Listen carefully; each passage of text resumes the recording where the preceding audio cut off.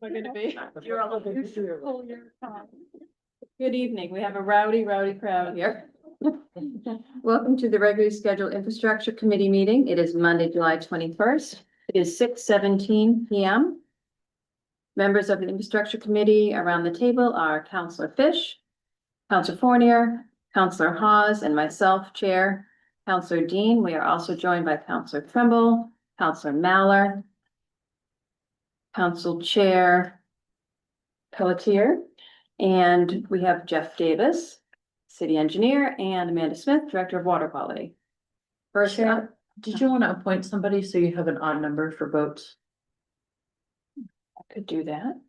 Would anyone like to join the infrastructure committee tonight?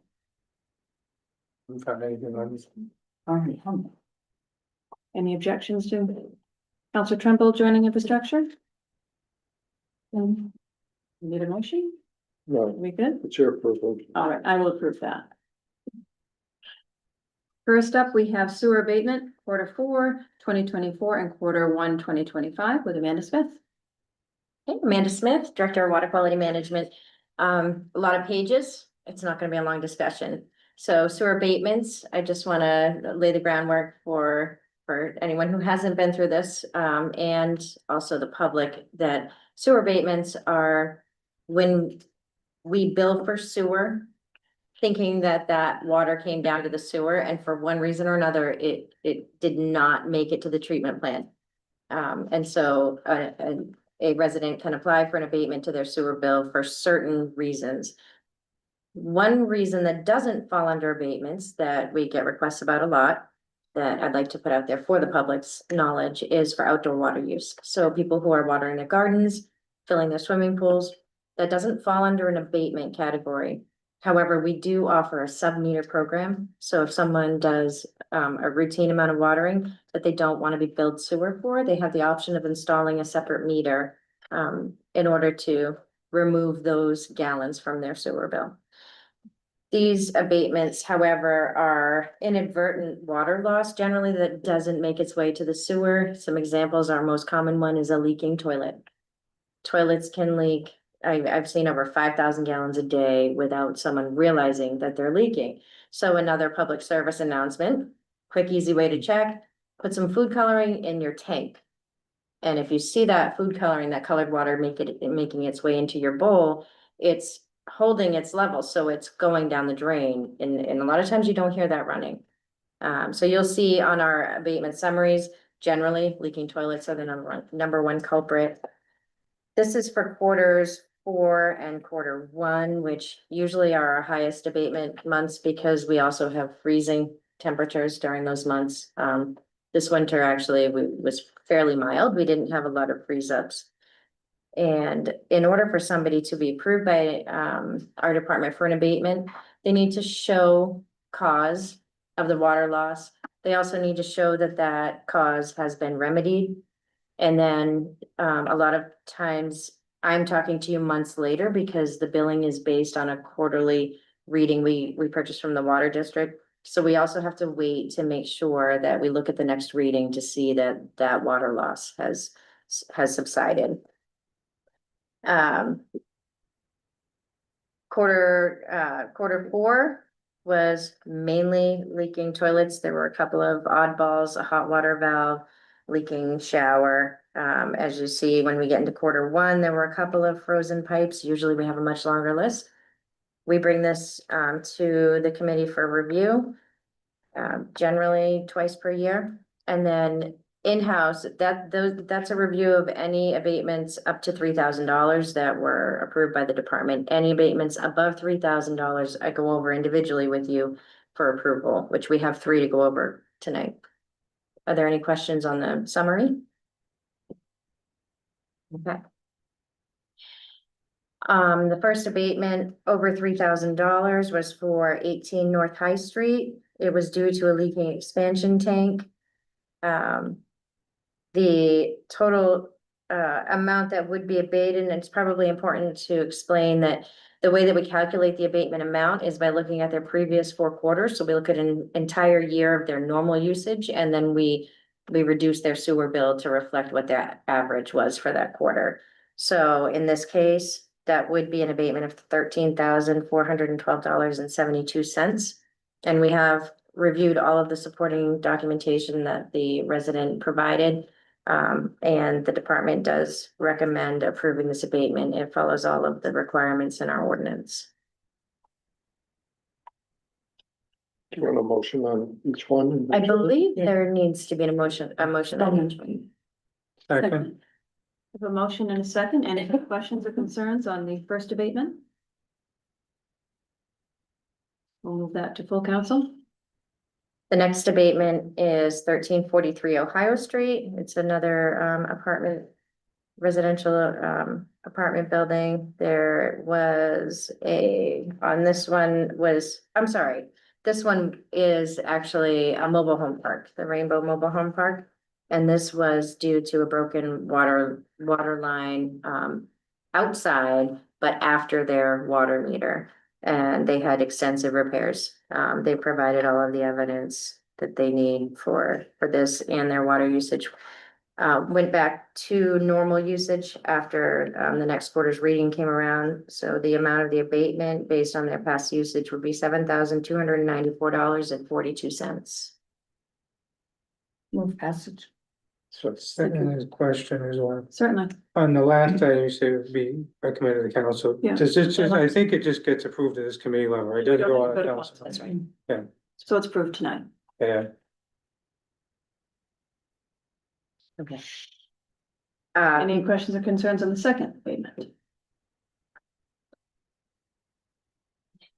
Next one is 515 Main Street, which is the Cross Insurance Center, and that was due to a faulty pressure relief valve. Based on their prior usage, the amount is $6,266.74. Move passage. They Second. have the requirements. Second. Any questions or concerns? And the third abatement is approved. Okay. That's all I have. Well, thank you. Okay. And next up, we have an update on the Emerald Ash Borer Management Plan. Ben's gonna come up We are joined by Ben Aruda. on your way.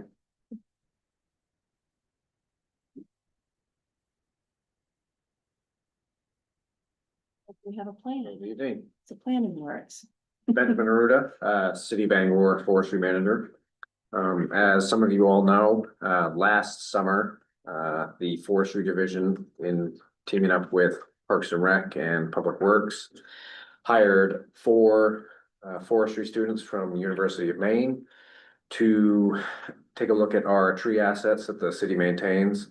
They were able to take a look and tally and assess over 8,500 individual trees. Those are trees on city-owned esplanades, parks, playgrounds, schools, any city property, airport property, things of that nature. One of the alarming things that was discovered from that assessment of all citywide assets, over 20% of the city's municipally owned and maintained trees are ash trees. So we are currently dealing with emerald ash borer in the state of Maine. Emerald ash borer is an invasive bark beetle from Asia that solely targets ash trees, bores through the tissue, and essentially kills trees with a 90% efficacy. One of those students we brought on last year was Sophia Cameron. She's here this evening. Sophia Cameron is a Master's of Forestry graduate from University of Maine. Sophia Cameron's capstone project for that program was writing a municipal emerald ash borer management plan to help us guide over, I believe, the next 9 years, a outlook and an overview of what we can do. I would like to share with you that we have already begun within current budget adopting injection for the first phase. I'm able to cover the injection of Sophia's suggested first phase injections. We injected 85 ash trees on the western side of Bangor to prevent a essential killing front from the town of Herman. There is a confirmed case that was discovered in Herman in 2024. So we're looking to prevent the spread, natural spread from the town line of Herman moving eastward across the city of Bangor. So what we are looking to seek approval for is to accept Sophia Cameron's Emerald Ash Borer Management Plan as part of our standard operating procedures moving forward within the Forestry Division in cooperation with all other departments that own ash tree assets within the city of Bangor. Yeah, go on. I'm very supportive. I was very impressed. It was a very comprehensive plan, the report that we got a couple months ago. Just a couple questions. I think the assessment would include everything but the city forest, right? Correct, correct. Okay, and what are we doing anything to reach out to private property owners to encourage them to inject their trees if they have ash on their property, or let them know about this issue? We have set up numerous news interviews with various news outlets, News Center Maine, WABI, all the local outlets. Public Works, as you may know, has See-Click Fix. We offer residents to report in their ash trees. I will say it's not very popular. I only have 2, and that was put live last year, so. Not a question, just support. I thought the initial conversation we had last year and then the final report that we got earlier this year were both really well done. I was pleased to see it's a lot less expensive than I thought it was going to be to save those trees and prevent infestation. So I'm not a voting member of this committee, but I do have give my full support to it. And to speak on the costs associated with that, this year, because I am not pesticide certified, nor is any of my department or division, we contracted with a local pesticide applicator. And we are taking measures to train staff within forestry, myself included, to lessen the burden, financial burden of contracting out that work and then conducting the injections in-house. We have purchased a tree injection unit, which speeds up the process. It now takes probably 5-10 minutes per tree to inject pesticides. So moving forward, we're looking to keep everything in-house with just materials as far as injection goes. Wonderful, good. Okay. Is there a motion to accept this plan for the Emerald Ash Borer trees? So moved. Second. Yes. So is it a long needle? No. I think they had a picture of it in the presentation. It was. About 2 inches long. Oh, yeah. really? Subcutaneous. Thank you. So you have our acceptance. Thank you. Next up, we have a lease agreement, Bangor Water District at Water Tower from Yep. Jeff Davis. Before we begin that, can I introduce my new engineer? Of course. Aaron, why don't you come on up? So she wanted to see just how this process worked. She normally wouldn't be here, but she wants to learn everything she can, and so I was grateful for her to come and watch this process. But this is Hannah Peasley, new engineer for the city of Bangor. She started on June 30th and has hit the ground running, and we're very excited to have her on board. Thank you. All right, that's it. I'm gonna ask Chuck Harrison, general manager of the Bangor Water District, to come up with this one too, just to help out. 'Cause I need lots of help all the time. You were doing all this. Yeah, no, I will, I'll start off with that, then you can answer all the questions. Sounds good. So this lease agreement is between, Verizon and, T-Mobile and the city of Bangor and the Bangor Water District.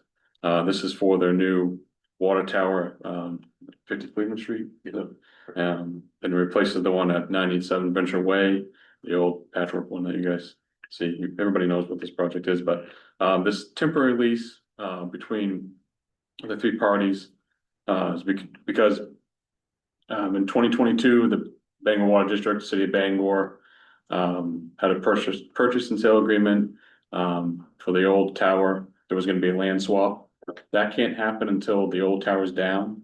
So we still own where the new water tank is. But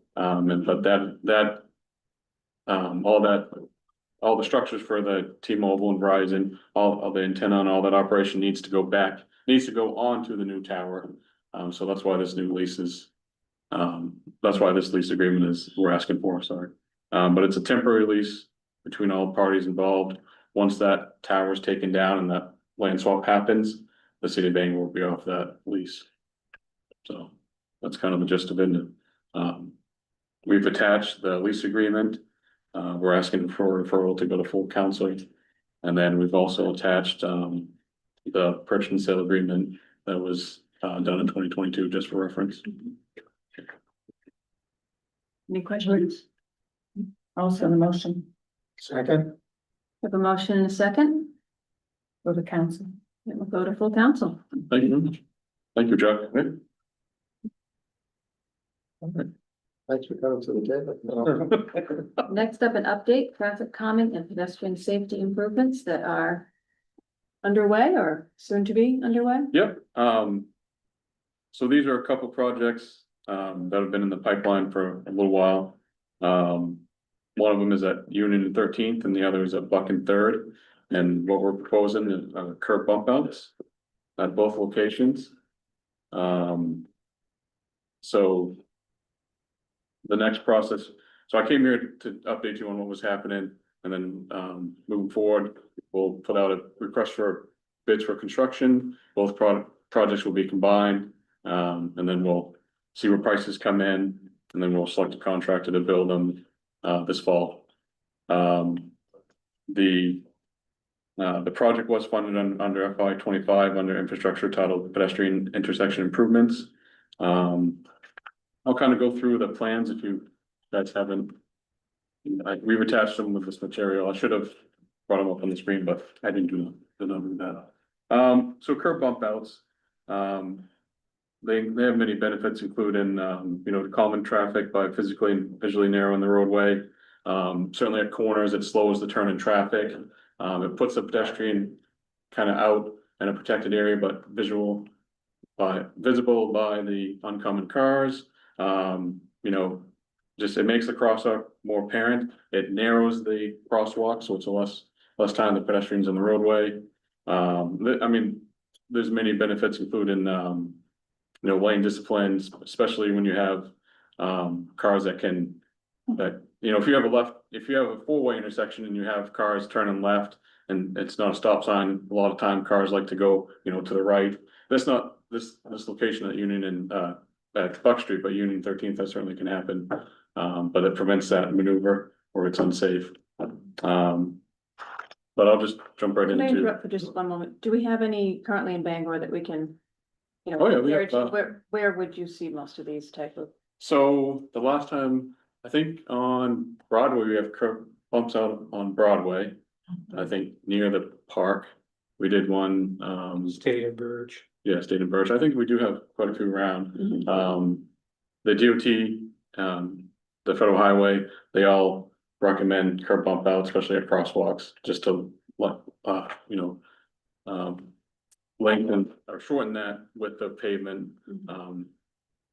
Yeah, we do have quite a few around the city. I should have brought a map of them, but all it is just narrowing up the roadway.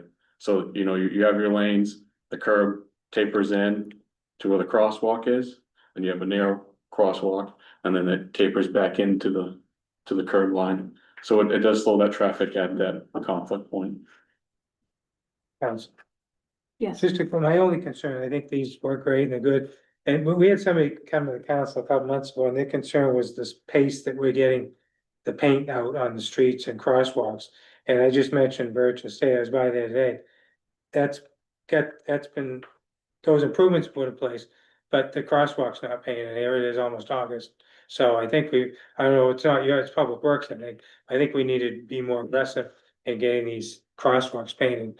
And, as far as Buck Street, I had somebody reach out within the last year, and they were concerned about the crossings on Buck Street. So this is Third and Buck? Yes, yep. And I think from Third Street to Webster Avenue, there might not be any other crossings, and they were just concerned, because there's quite a few side streets and kids going over to the Dowdy School. So is there any way to put, maybe not the constricted one, but just another crosswalk on Buck Street, someplace between Third and There's one at West That's- Broadway. at West Yeah. Broadway? Okay, there is there now.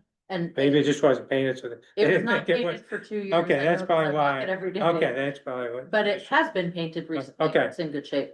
It would be nice to see calming at the top end as well, because that Buck Street Thruway, I'm sorry.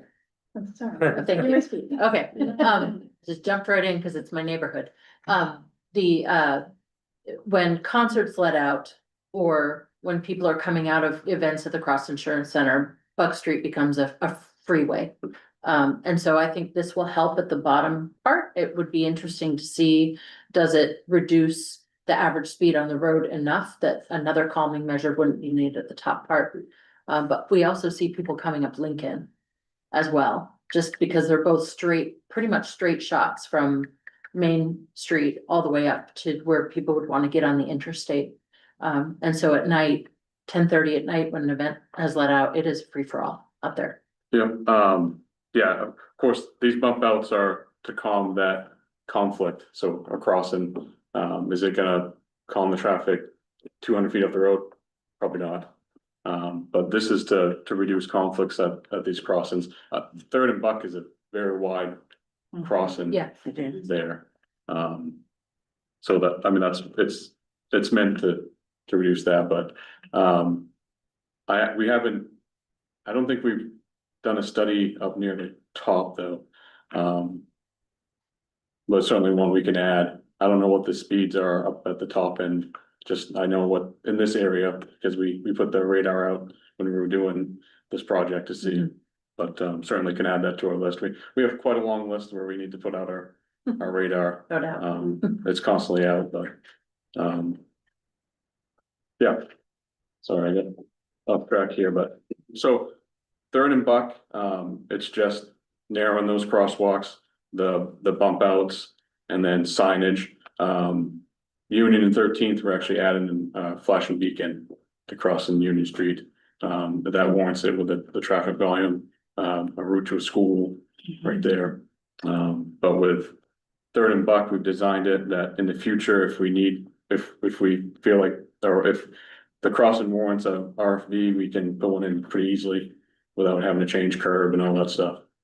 But again, we hope to put this out relatively soon and get pricing and hopefully get it constructed this fall before the snow flies.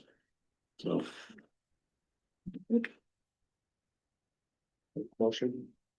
Second, I'm not asking for anything on this Anything? one. This was already approved in the Right. budget and this was just a project update. Sorry I about would that. have asked. The next one is a report. done.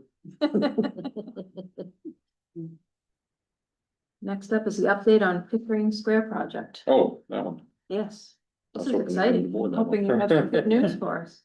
So, can I pull up my email and, the city council email? I actually, sent some photos over so you can kind of see. If you know how to do it, you I go think for I it.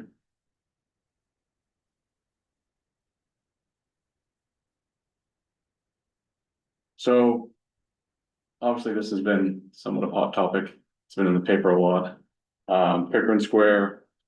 Was awarded last year to Streets Landscaping. The initial project completion date was supposed to be in September of last year. Between the contractor and material supplies. It got pushed, the schedule got pushed back to the beginning of the spring. The hope was the contractor would be here as soon as the ground was ready. And its completion we were hoping by July. The contractor did not show up, when he was supposed to. And we worked for months trying to get him to show up. You know, there was talk about liquidated damages, there was talk about pulling his contract and getting a new contractor on board. Which eventually wasn't gonna be the best path forward, we didn't feel, because he had already ordered so many of the specialty items that took so long to arrive. That we thought if he was a month or two late, we could handle that. So it's unfortunate the way it happened. I know everybody, council was getting hammered by it, and that was not my intent, was, you know, to have you guys hammered by the media and by residents. It's not a good look for us to have an open site downtown like that with no work going on at all. The good news is they're there now. Fortunately, we are in contact with them every day. We're inspecting every day. They're moving okay, at an okay pace. They're getting some pavers done. Right now, all that's left is just surface material and all the specialty items that you see. Last year, actually, quite a bit of work got done last year. All the underground stormwater features, all the new electrical upgrades that were happening down there. We put new lighting in, we put new electrical cabinets in. All of that in-ground work got done last year. So now it's just the pavers, the specialty in-ground lighting that go in with the pavers, benches, and then some of the more specialty items that we have, art panels being installed, that sort of thing. So that's what's left right now. We're on board to be done at the beginning of September, and then hopefully, but I can certainly update you folks, you know, as you know, maybe next month, just let you know where we're at with everything. Good. But I do have some photos of just what's been completed in the past few weeks. So we have quite a bit of square footage of pavers going in this project. The intent was to connect West Market Square to Pickering Square and then eventually to the waterfront. You know, a detail that we've added is that blue swirl that connects in the blue wave. It's just a visual indicator of, okay, this is the path of the waterfront. We're continuing that on. So that will happen once they get the pavers in. We lay that swirl out and they cut it and place blue pavers in, but it's a pretty good process to follow. So this is just some of the work that's happening here. The pavers are being installed and they're doing a good job with it. I'm pretty happy with the installation. That right now they're just working on cutting around the light pole bases, the detectable warnings. Also right now we have, you know, decorative fencing going up. We had it go up along between the transit center and the Pickering Square, and that will also get planted as a visual buffer. So things are moving. I know, you know, this time last year, I thought we'd be using this space. But again, I apologize for the lateness of it. I know this has not been a fun couple months for Pickering Square, but we're on the right track now.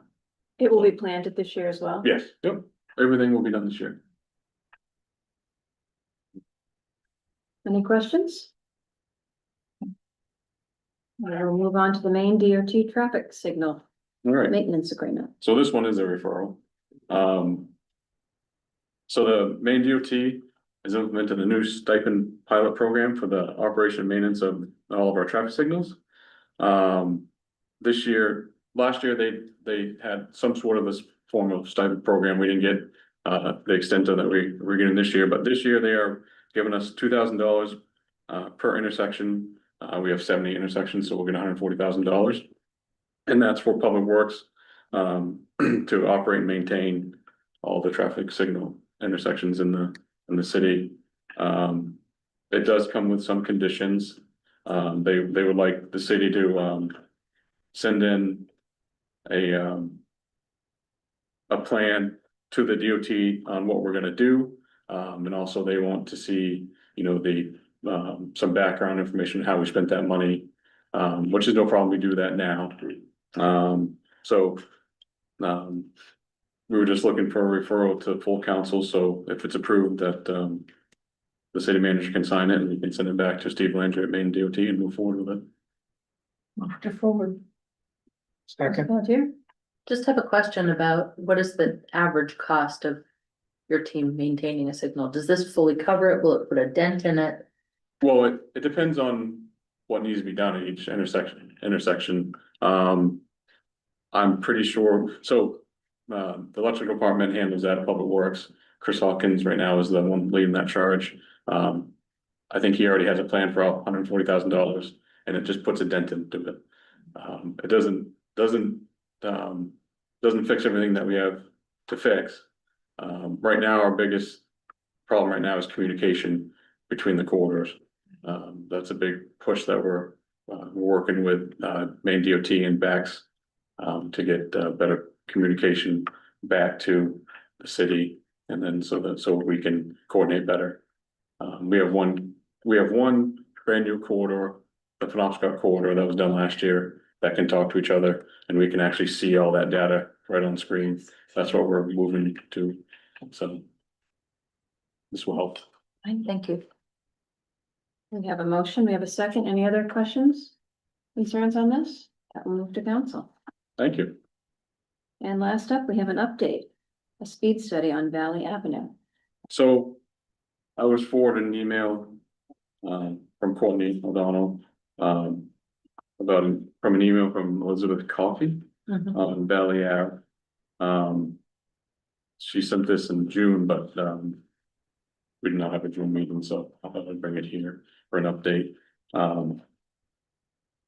In 2024, December 2024, the engineering department conducted a speed study on Valley Ave near Bruce Road, not knowing about this complaint, or this concern, but because the DOT, when they start doing their bridge projects, they're gonna use Valley Ave as a detour. So, I think they would like to use Bruce Road also. I think some of the traffic's gonna go on that. So we look to see, okay, what are our speeds happening now, just so we can kind of monitor that and see what we could do for any improvements before that happens. And then the engineering department, we came up with an idea, okay, if that's gonna happen, let's look at Bruce Road, that intersection, that's a blind intersection. Right now it has a mirror on it. And we, thought that maybe we could get rid of that big piece of ledge, we can hammer that out of there, we can move the utility pole to open that space up so we can get some good sight distance on that road. In the meantime, DOT and the two contractors that they interviewed also put in because they knew that DOT wanted this as a detour, they put in their own safety improvements and in that area, and they had the same idea that we had, getting rid of that, making that intersection at Bruce Road better. The top of it where it meets Kenduskeag, kind of shifting that lane a little bit. Right now, it's almost like a slip lane, but if we can turn that and create some better sight distance and slow that traffic down and stop it coming out of it. So I just wanted to update you because I know this council got this email last month. So we are in works of looking at ways to reduce that speed. The initial speed study, there is, I think it's a 30-mile roadway, 85th percentile is near 40 miles an hour on that road. DOT and Federal Highway have a speed limit increase and decrease program. So if you see a roadway that's kind of rural like this, it evaluates, okay, if the 85th percentile is going 40 miles an hour and the speed limit's 35, they would recommend that speed limit bumped up. Just right now, they are, DOT is implementing a new way to adjust that. They don't believe in the 85th percentile anymore. So, I don't think that's a good option, is just to bump that up. I think we need to look at other ways to slow that traffic, which is, I believe these folks are here actually because of this. Yeah, So, I don't know if we want, you might want to recap. okay. Good timing. Do you want them to come to the table, or how do we wanna? Did you have anything to offer tonight, or do you want to Well, listen I don't know first? if you, what, We just started talking about the traffic study that was done in Bruce. okay, why don't you just go ahead, I'll listen, and then I have anything to offer. Okay, so the engineering department, was forwarded your email from last June. And we actually did a speed speed study on Valley Avenue in preparation for a DOT project that is gonna use Valley Avenue as a detour. So we conducted a speed study in 2024, December 2024. And I think we found the 85th percentile speed to be around 40 miles an hour. So in preparation of that detour, we looked at how we can improve that corridor there. One was that Bruce Road where it comes in, because that's just a really bad intersection. So we looked at making the sight distance a little better by removing the ledge. Removing that utility pole that's kind of in the middle, readjusting that intersection, and then also at the top. Where it meets Condescade, right now, when you're driving, it's almost like that slip lane. So the traffic's not slowing down when you turn on to Condescade Avenue, so we looked at readjusting that intersection, so you're forced to slow down before you turn, instead of just having a slip lane where people can kind of fly in and out of there. So DOT is gonna, and because they're gonna use that as a detour, DOT is gonna help us with some of that work as we move forward. So I just was updating the council on where we stand with that. So, You said 85%, 40 miles per hour. That means that They need to 85% come of to the the cars table. going 40 miles. We need to bring you to the Oh, sorry. table. Oh, they're fine. So Chair recognizes Brad Coffey Yeah. Yeah. and Elizabeth Coffey.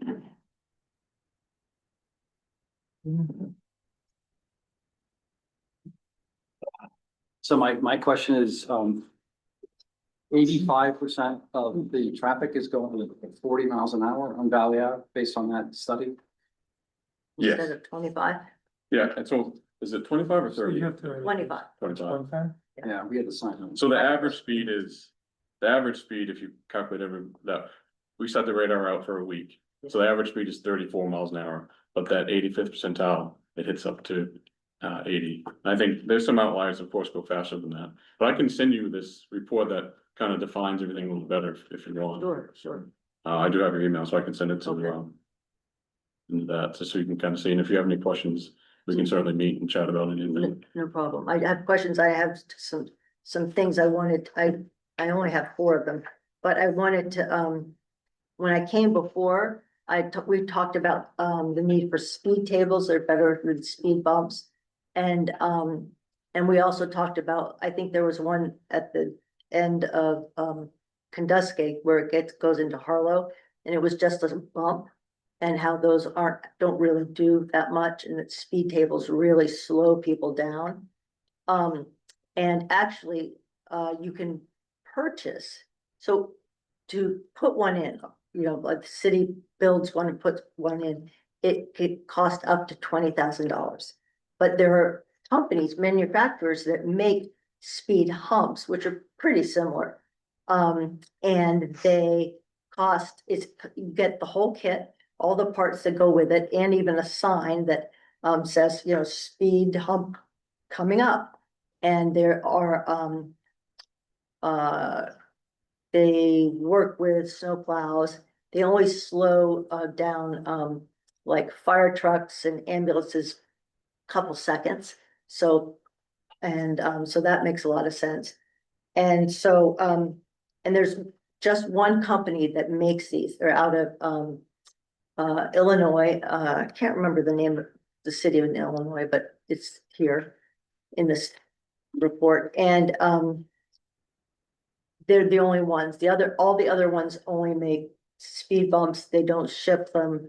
They don't do anything. So that cost of $1,050, $44 includes the shipping, the manufacturing, all the parts. And these other companies, they don't ship. Well, they do ship, but they don't have any of the parts. They don't have any kits. So it seems like a great situation. And they put these in, I think they might have put some in Augusta and in Lewiston, obviously in Portland. That's where I first started. And then the traffic engineer from Portland actually is his wife is a friend of mine, and he is the one for Portland. And he was sending a report. I don't know where my phone is right now. And so I don't know if we get it, he might be able to have sent some information. So I pass all this on to you. So as I said, there are only 4 copies, so whoever, Thank you. yeah, So we did, well, what you're describing is what we put on Condusgate. So it's okay, traffic logic and it's a speed table that's shipped. So we did that last year and Excellent. Public Works actually installed it installed it where? on Condusgate Avenue. Oh, but I haven't seen They it though. took it out. We took it out. So that was it. We did it as a test. Okay, We did a speed study before we put it in. We did a speed study during when it was Yeah. in, and then we did 2 speed studies after it was in. okay, And our studies showed that it didn't make any difference in the speed. There was no statistical difference in speed when it was in versus when it was out. wow. How- So it, there just could be other, going over it? well, having one speed table, they slow down at that initial point, but Yes. then they just hammer it. Afterwards, move so it we back. need to have another So- one. Yeah, I mean, so that was my next point. I was gonna be, okay, so do we put multiple in conjunction? And that's what this thing said, you Yeah. probably need to have more than one. Council Pelletier? So my question was, in addition to improving the intersections, so there's more visibility and people slow down, what are we doing on the length of the road? Because I think that is. I think I think we did this one near an intersection, but it wasn't to reduce that conflict at the intersection. It was to see if it would have any difference in the speed of that node between intersections. Given that they're gonna use that route as a detour for a considerable period of time. And though it will be much heavier traffic, is my assumption.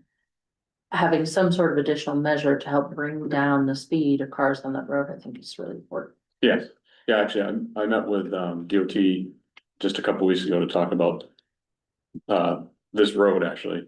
And there was talk about maybe implementing a concurrent speed table.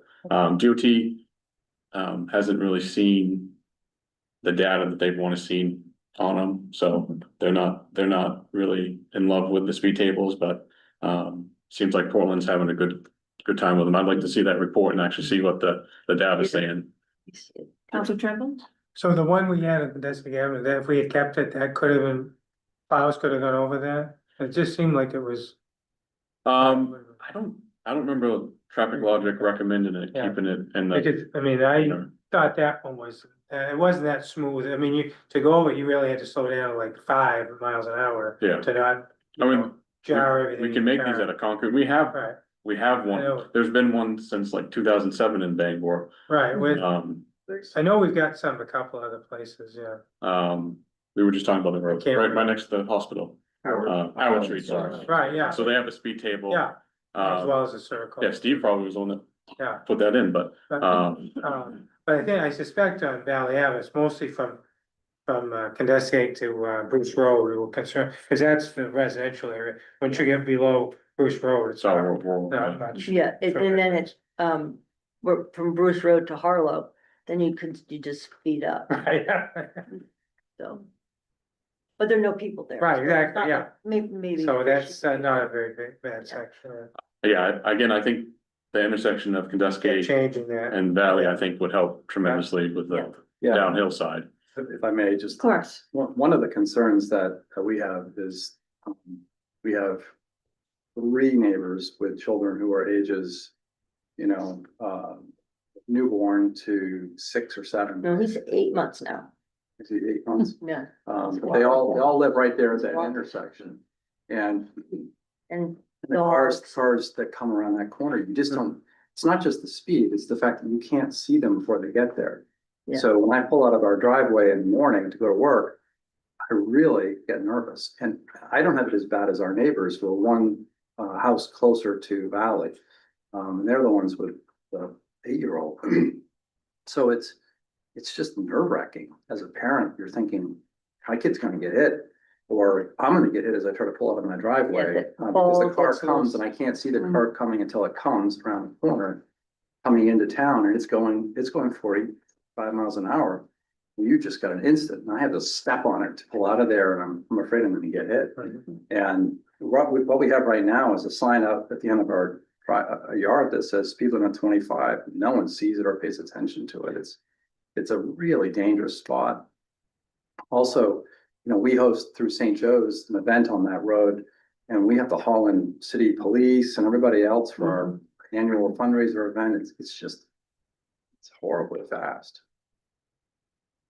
So what Yeah. you're suggesting to be done, I think should be done and more. It's really dangerous. If you can forward on that information, email us Sure. information so we can look at Like I it, can forward on all this. just so everyone has it. Okay, all right. To the counselors, that'd be great. Absolutely. So that's Portland, right? Portland, yeah. Yeah, so I can reach out to their city engineer too and see This what, is who I'm talking about. Yeah, Jeremiah great. Jeremiah I Bartlett. have a question for you, Jeff. You know that little signs you can get? I had one when my son was little that would say, "Go children slow," and I would put it in the street because I was afraid of traffic. I'm in a little city and they ignore the stop signs. Is that a legal thing to do? it's legal, it's not recommended. So DOT, MUTCD, the National Industry Standard on Signage, that have completed study after study on a lot of these signs, don't recommend that.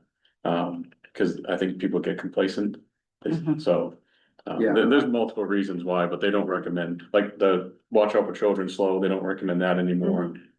I think it's a valiant thing to be doing, but our neighbors did it. I forget the name of the people, but there were a couple of cardiologists.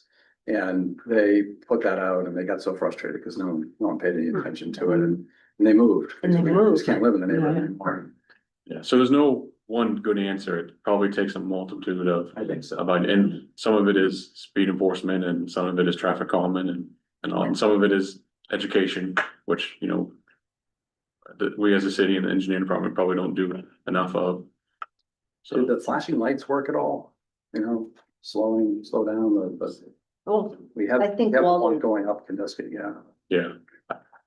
I'm not sure how much they I don't work. know if it does either. I think they're fairly new. The data isn't out there yet really to see. It certainly can get some attention. Maybe at night. At night or in the morning, but Counselor Haas? So you were talking about doing the curb at the end of that? Yep. So then you would still continue further in on that road and put some other measures along the way on the length of it?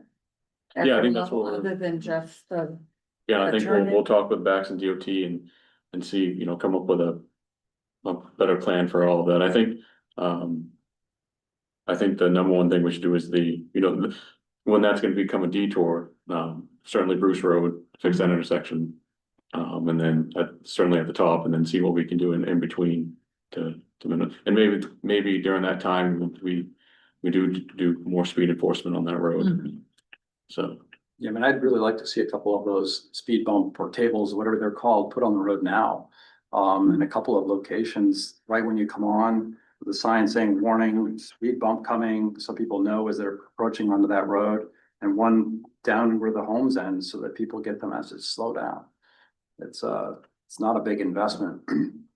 And we've already lost one life on that road and I'm afraid of another person getting hurt.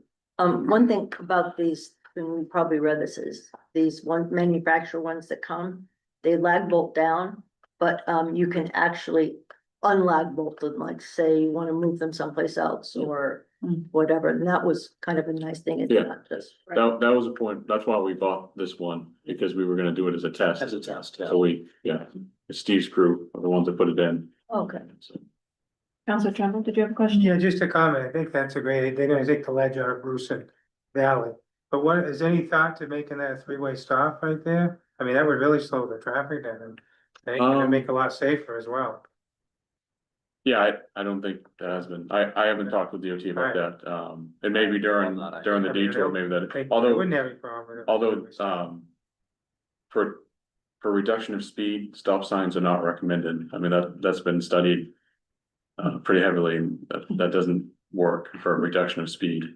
So, especially in nodes between intersections. You know, Well, the good thing is I think we started probably safely. Yes. Found your phone, was with me. We can update as needed. No, just a committee. Oh, How's it going? I believe so. Do we have anything else tonight? that's it. Thank you very much. We are adjourned. Yeah. next- Yep. Yeah, so.